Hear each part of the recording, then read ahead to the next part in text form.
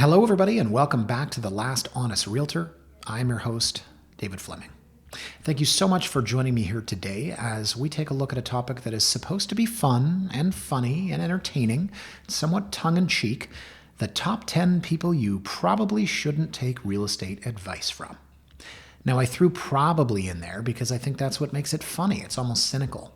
You probably shouldn't take real estate advice from the guy at McDonald's, as the saying would go. Now, the guy at McDonald's did not make our list, but 10 people or 10 types of people did.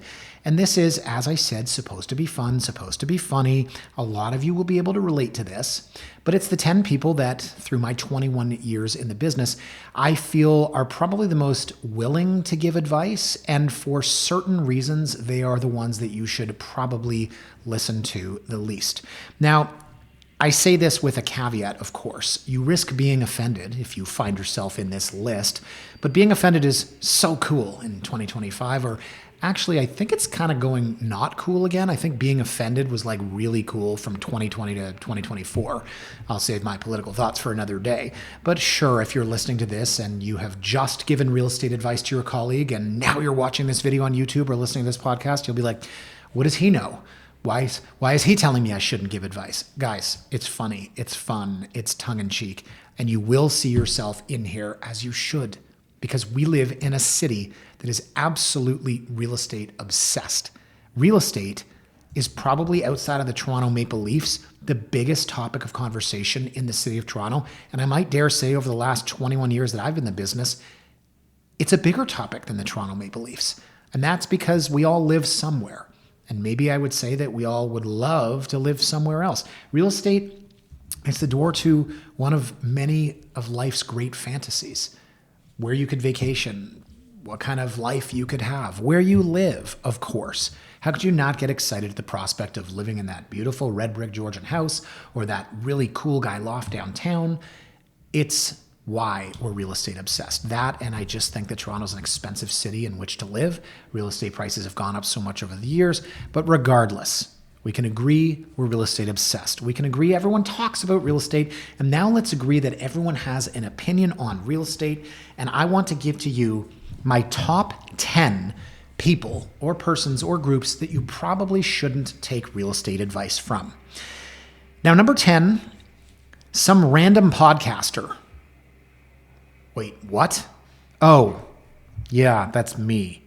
But seriously, and I say this tongue-in-cheek, some random guy that writes a blog, some random real estate agent, some random podcaster, does that seem like the person that you should be listening to?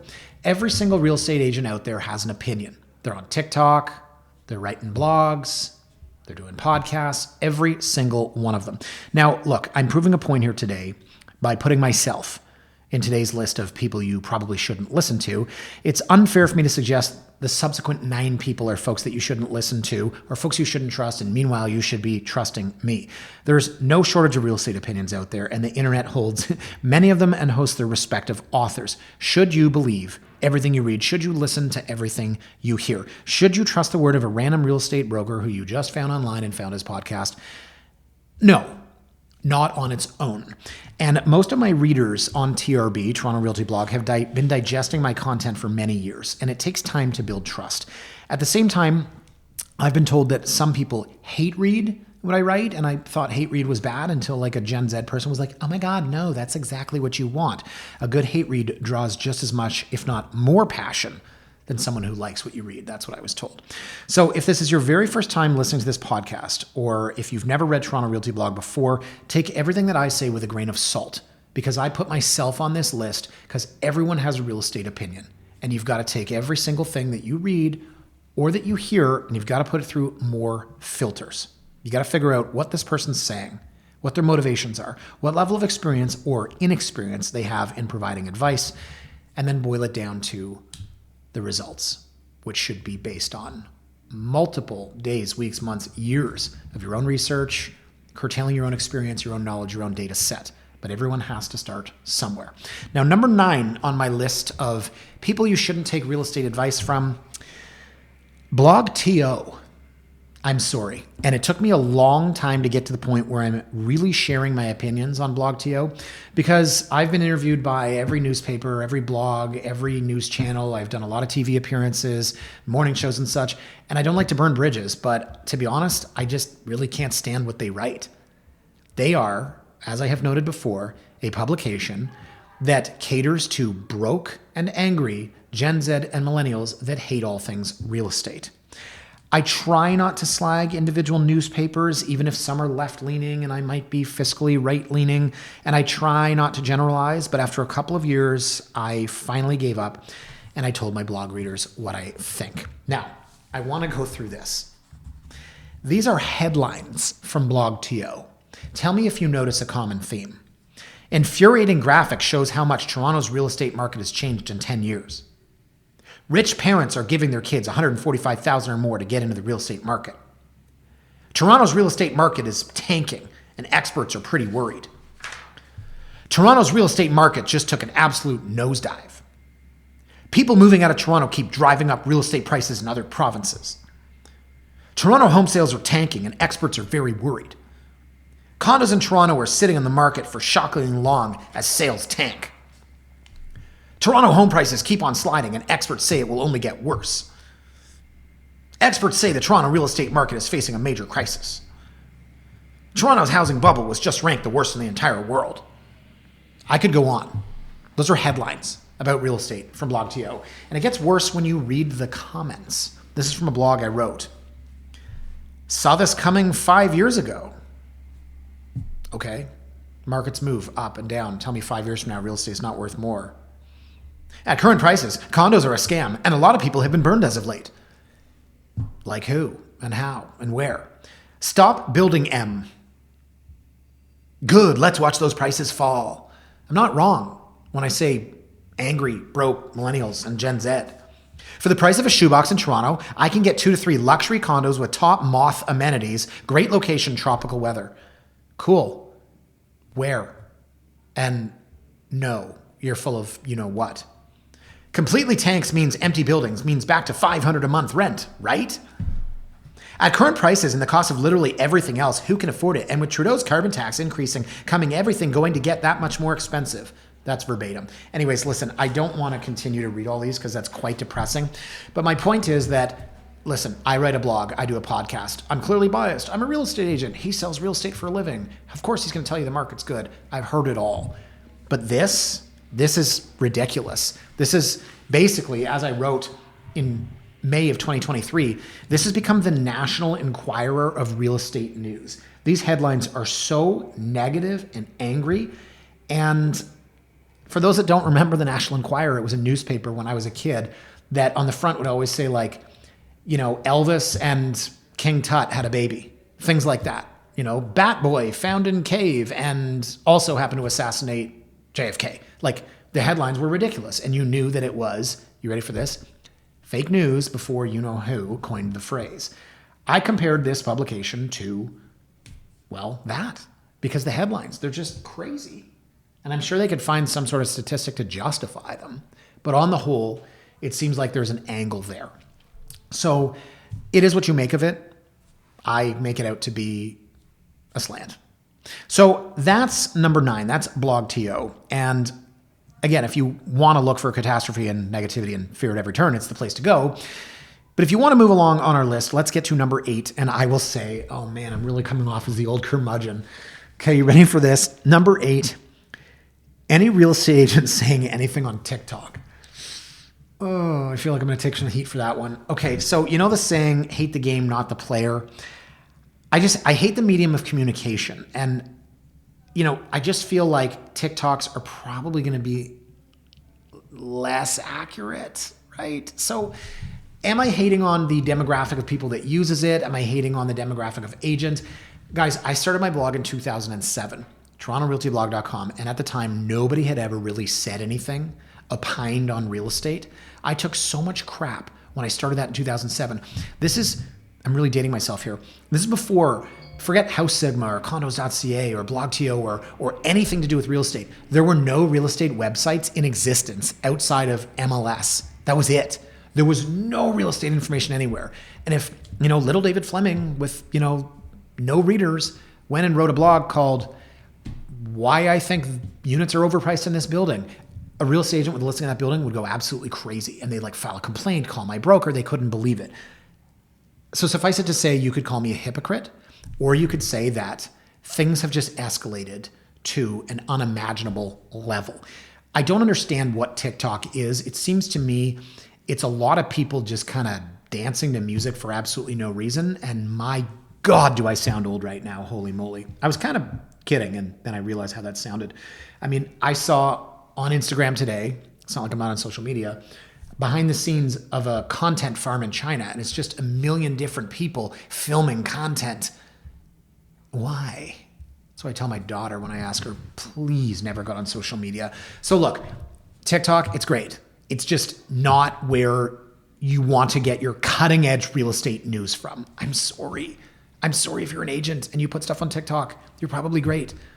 I'm just saying that's really not where you want to get your cutting edge real estate news from. And my brother once told me, he said, LinkedIn is Facebook for adult business people. And I was like, that's an interesting way of looking at it. Sure. By the same token, I would say you can get garbage news about real estate anywhere. I just don't know that TikTok, a short form video hosting service owned by a Chinese internet company with 2 billion downloads, is the place to get your cutting edge real estate advice from. So am I making friends or enemies, guys? So far I've said, don't listen to me, don't listen to BlogTO, don't listen to TikTok. I'm going to give you one that's fun now.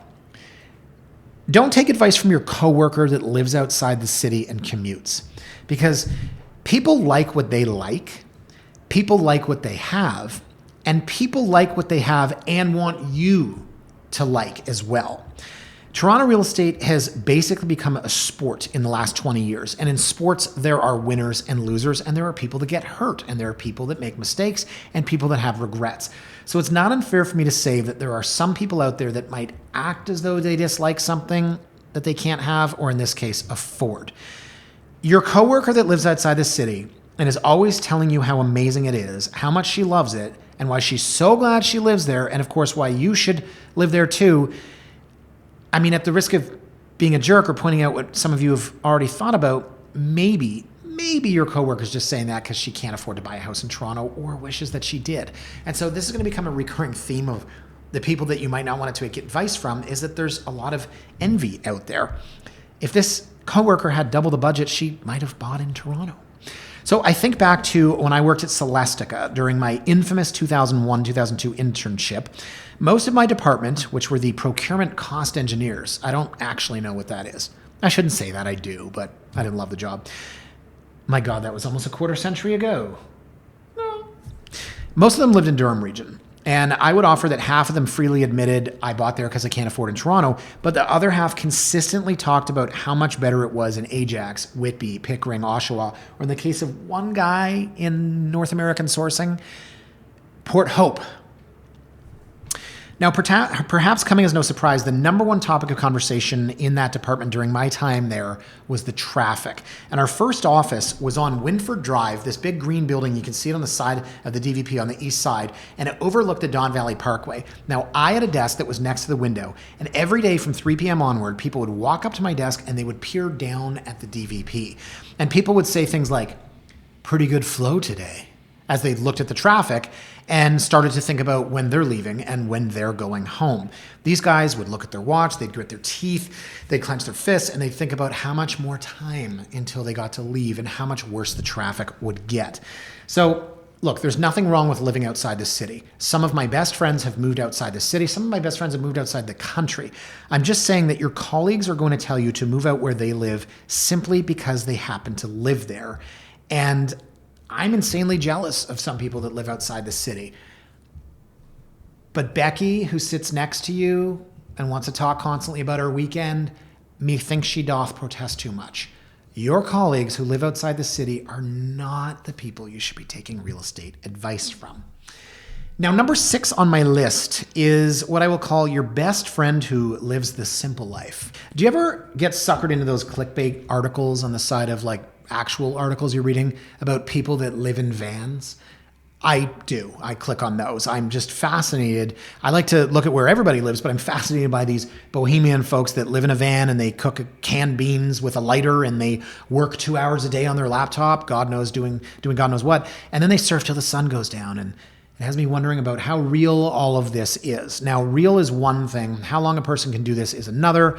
But not everybody plans their life in advance. Some people don't look past tomorrow, and you all have that one friend that lives the simplest life possible, doesn't care about tomorrow, most importantly, doesn't care about all the things that others care about.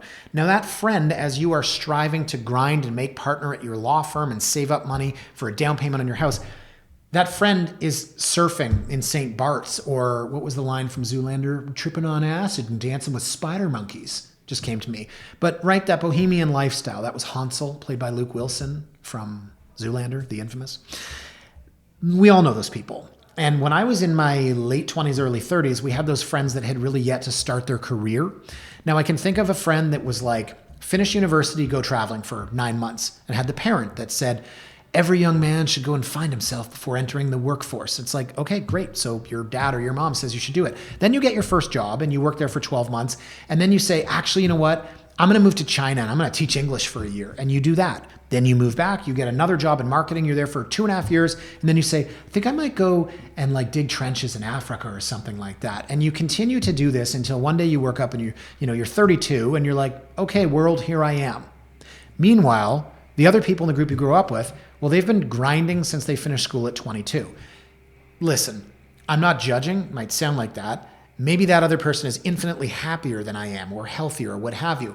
But you know what I mean? You can go in those two different paths. And when I finished university, I had a group of friends. Half of us went right into our careers. The other half went and bounced around. Some of them ended up great. Some of them it was an absolute train wreck. But at this point in your life, let's say you're 30, you might be 40, you might be 45. You've got that one friend who's still doing it. Rent, savings, down payment, mortgage. Your simple friend says, live for today. Don't worry where you're going to live in 10 years. Okay, great. You want to own a 3-bedroom house and you're hoping for a powder room and a master ensuite bathroom. But your simple friend tells you nobody needs more than one bathroom. And a want like that is gluttonous, greedy, and takes your focus away from the empire of your true self and all that you should strive to achieve in the universe. You know who I'm talking about? And then part of me wonders, cynically, if that friend is just going and doing all of this because they don't want to try. Because when you try, sometimes you fail. And I think about the person that's like, you got promoted at work, you invested well, your husband or wife comes from financial means, and you're buying a nice home. Your simple friend says, remember where you came from, as though to move up in the world means you're going in the complete opposite direction.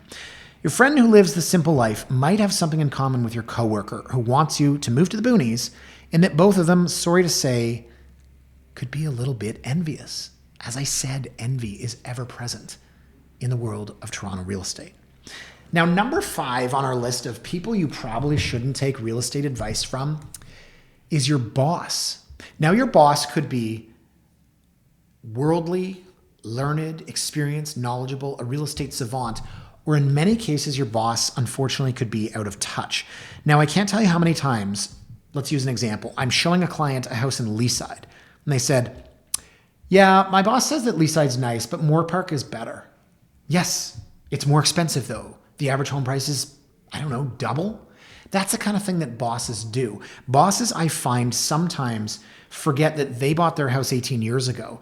Or if they bought their house 2 years ago, they forget that, they make 7 times as much money as you do.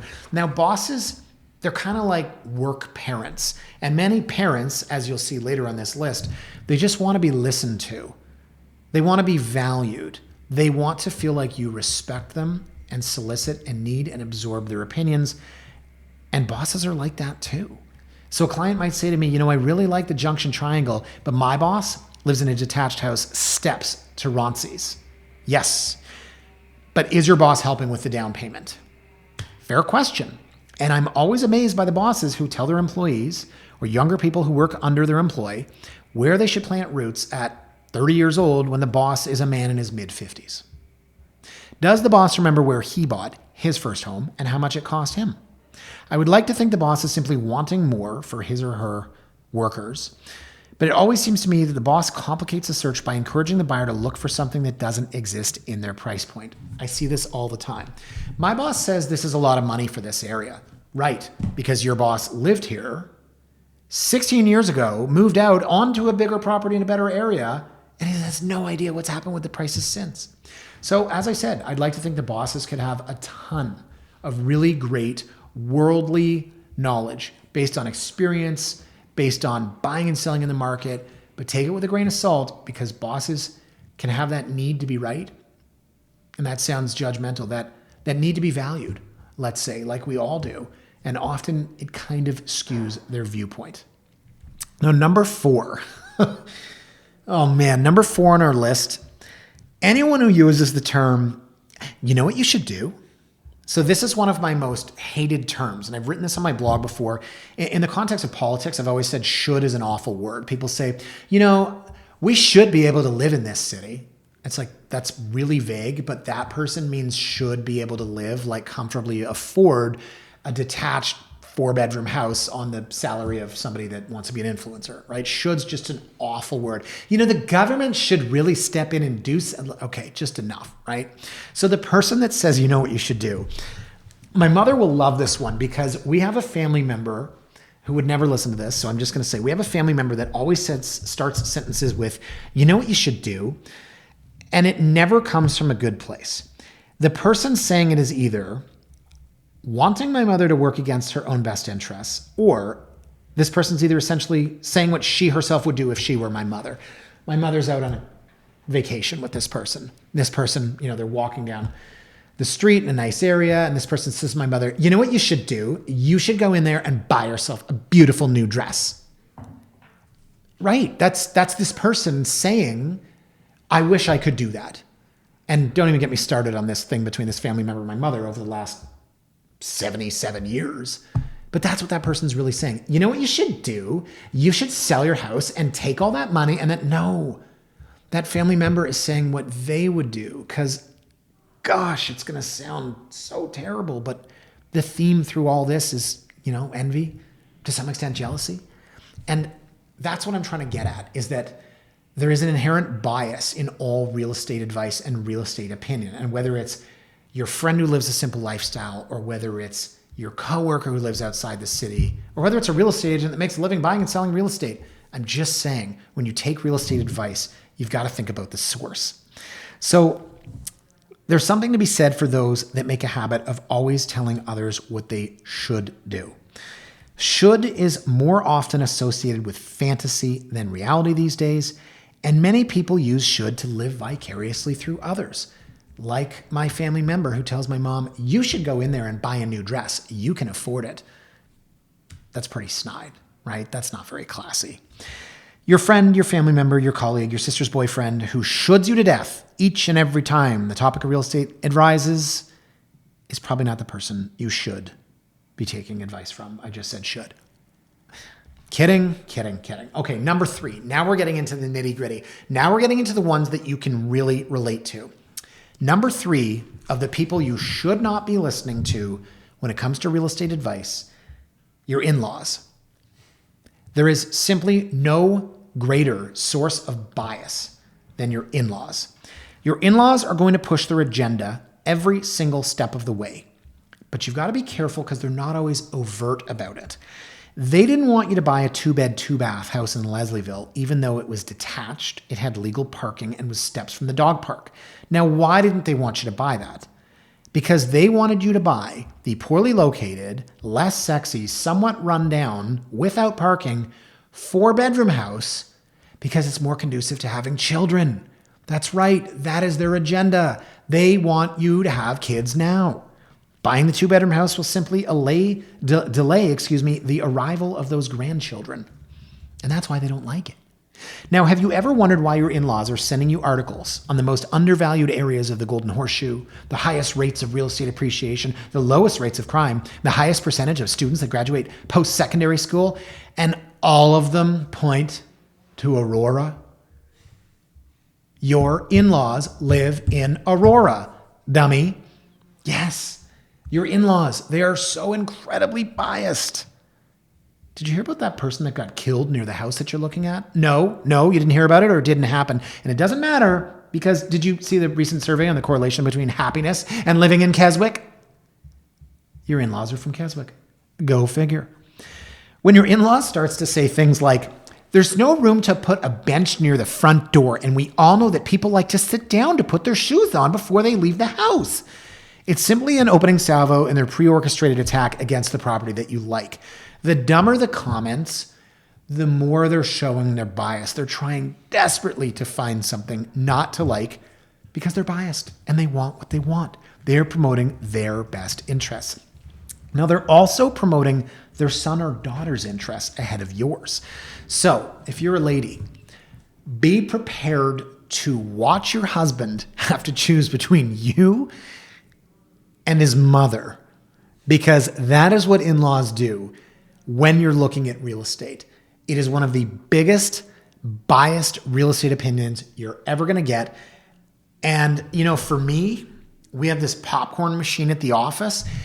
And sometimes, this is a metaphor, but sometimes when I'm going to show properties and I know the parents are coming, I put that machine on go and I just crank out that popcorn and I bring a bag and I just sit there like this while I watch the show.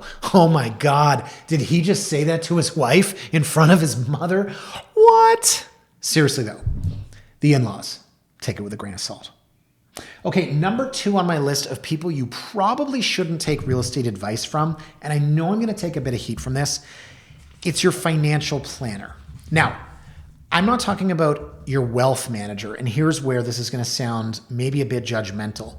There's a difference between a wealth manager and the financial planner that's just over the counter at the bank. And with respect to everybody in the industry, you're hardworking, you're working your way up, I get it. I just remember when I was 23 years old working as a teller at TD Bank right before I got my real estate license, just something to do in the area. And a friend of mine who shall remain nameless was like over in a cubicle day trading old ladies' portfolios.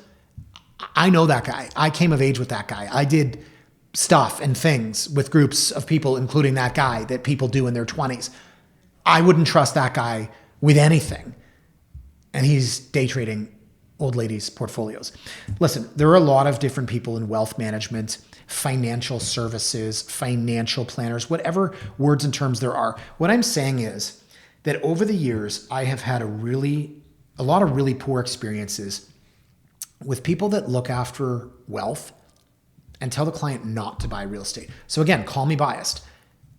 I can hear the argument, David, you sell real estate for a living. If somebody's looking to buy, you're biased in telling them they should take money out of their investments to buy the home, just as much as the financial planner is biased telling them to keep it in there. Okay, it's a good argument, except that every single time in the 21 years I've been doing this that I've seen somebody's wealth manager tell them real estate's not a good investment, it's not a good time to buy, those properties are worth infinitely more now. I don't want to get into an argument over the TSX or the Dow Jones versus the spot price of gold or the price of real estate. What I'm saying is that it's not just an investment, it's a home. You live in it. And over the years, I think I wrote a blog about this years ago, a lady that bought a condo at 33 mil. Oh man, this was such a bad situation, a bad blog. And her financial advisor, that was a family squabble, but it was the financial advisor. No, it's a terrible investment. Toronto's going to plummet. And I just heard it. And I felt bad for her because she really wanted to move into this condo. And her brother and his best friend, the financial planner, talked her out of it. And it was this whole argument. I read the emails, what a terrible investment real estate is. So, I just say consider the financial planner that runs $1 million portfolio and derives revenue from making trades within that portfolio and maybe for performance. Anyone in wealth management can tell you there's different compensation models, but for those basic entry-level over-the-counter financial planners who are day trading stocks and portfolio and make money on every hit, it goes without saying that when someone takes $700,000 out of their $1 million portfolio, it's going to reduce the income potential for that planner. So net worth individuals, high net worth individuals, wealth managers, I'm talking lower net wealth individuals, your basic financial planner. It's those motivations I don't trust. And again, call me hypocritical because I am working in real estate and I'm saying, yeah, take your money out and go buy real estate. And I'm holding to task this person for saying, don't take your money out and buy real estate. But I've seen this a lot. I've heard it a lot. I have personally witnessed it. I don't know that renting forever is the better play, or that, the stock market's down. Why would you sell now and lock in that loss? Wait until it returns and it goes back up. Sure. And what's happening in the real estate market. So just take it with a grain of salt. I would say that the wealth managers, the people at the higher end, and I don't know, maybe those people aren't listening to this podcast. I have no idea. I don't know the demographic, but I would say that at the very basic level, I've had poor experiences with those folks. I'm not knocking the industry, I'm not knocking you if you happen to work in that service. And I told you this was supposed to be fun and funny. I'm just saying that that's where the bias starts to show. And where the bias really starts to show. Number one on our list, and this is going to offend every single person that has children, parents. I really hope my parents are not reading this. Now, to be fair, my mother was actually very supportive of my idea to buy my first condo. The minute we walked into that condo, she said, I love it. This is perfect. You should buy it. And that condo was a ground floor unit at Beloyal and Mount Pleasant, literally on Mount Pleasant. And it was one block from my old office in Merton Street, and it would have been a terrible decision because I moved down to King Street East a year later, and that shaped the next 15 years of my life. Now, the problem with advice from parents is often that both on a macro level and a micro level, it can be shaped by a world that no longer exists. Consider the buyer that wants to offer in a house where there's an offer date, and it's underpriced by $300,000. Now, consider the father that says, when Mom and I bought our house back in '83, we offered them 80% of the list price and we included all their furniture. Be aggressive, son. Lowball these folks and make them squirm. Now, this isn't creative writing here. I am speaking from experience. This was actually the father of a client of mine. We were looking at a condo back in the day. I sold him a condo. Then I sold his condo, sold him a house. Then he got married. Then they bought another house. So suffice it to say, he didn't listen to his dad. But that is verbatim. And I'll never forget it. Because 83 was 3 years after I was born, and he said, make them squirm. And I'm thinking, this is when the market was absolutely ripping. This had to be like '09. It was a condo market where you'd have 12 offers on everything. And I was like, these guys are not squirming. So, I mean, that was then, this is now, and I'm now 44 and probably closer to being the dad you shouldn't listen to than the buyer that shouldn't listen to his parents. But I can tell you that your in-laws, your financial planner, your coworker who lives outside the city, your simple life friend, or that annoying person that always tells you what you should do are all exceptionally biased in terms of their real estate opinions. But so are your parents. And your parents take this one step further for this really important reason. And be prepared to get the Kleenex. Because they really want you to look up to them. They really want to be right about something. They want you to value their opinion. And the problem is the contents of that opinion need not matter.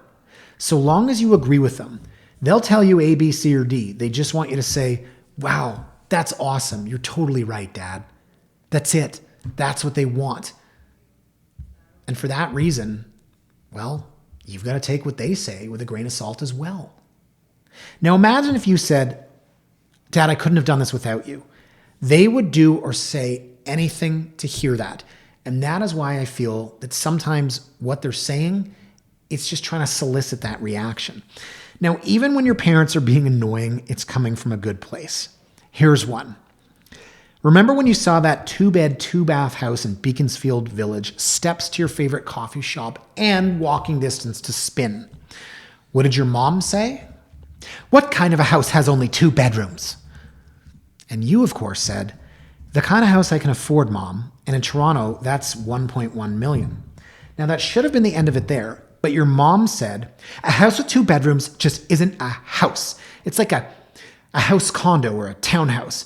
But a real house has 4 bedrooms. That's what you grew up in, remember? Sure. But you added, Mom, that's true. But to get a 4-bedroom house, I'd need another $1 million. Are you going to give that to me? Of course, it's a fair question. And your mother walked right into it, except she responds, oh, don't be silly. If you're going to be like that, Dad and I will just leave. But the funny thing is, you didn't ask Mom and Dad to come here in the first place. They heard from your brother that you were going to see the house, and they just invited themselves. Parents. But believe it or not, they just want what's best for you. Now, we all realize that eventually, just at different points in our lives. And few of us realize it when we spend a half hour in the house with our parents, when they're telling us stuff about the house, the real estate market, or the city of Toronto that we already know is completely incorrect, that we told them to begin with, or that makes absolutely, positively 0 sense. Parents. going to tell you one more story because this is one of my favorites and I love my mother in case that's not clear. I went to McMaster University in 1998. I fast-tracked through high school because I was a nerd and my dad pressured me to because, well, we won't get into that. And I went to Hamilton and I decided I wanted to live off campus because I didn't want to be in a tiny little room with some other dude that I've never met and then the lights are out and I have no idea what's going on. What's that smell? And what's that noise? So I looked for apartments. My mother and I went, and the first place we looked at was in an old lady's basement. It had no separate entrance. The laundry was shared and downstairs. And I'll never forget, there was a giant map of the world on the wall. And we were sitting there in her living room, and she was talking about how we would live together. And, you know, if you were downstairs, I'd say, David, are you decent? Because I didn't know what that meant. And, you know, I just remember that. Here I am 26 years later. And my mother leaned over and whispered to me as this lady went into the kitchen to fetch some more tea. She said, David, I'm going to write a deposit check right now. You just tell me. And I said to her, Mom, I wouldn't live here if you paid me $1 million.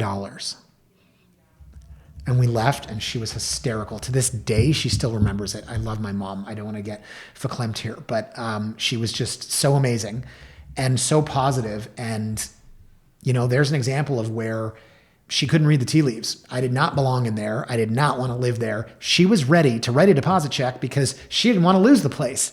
But they do that out of love for us.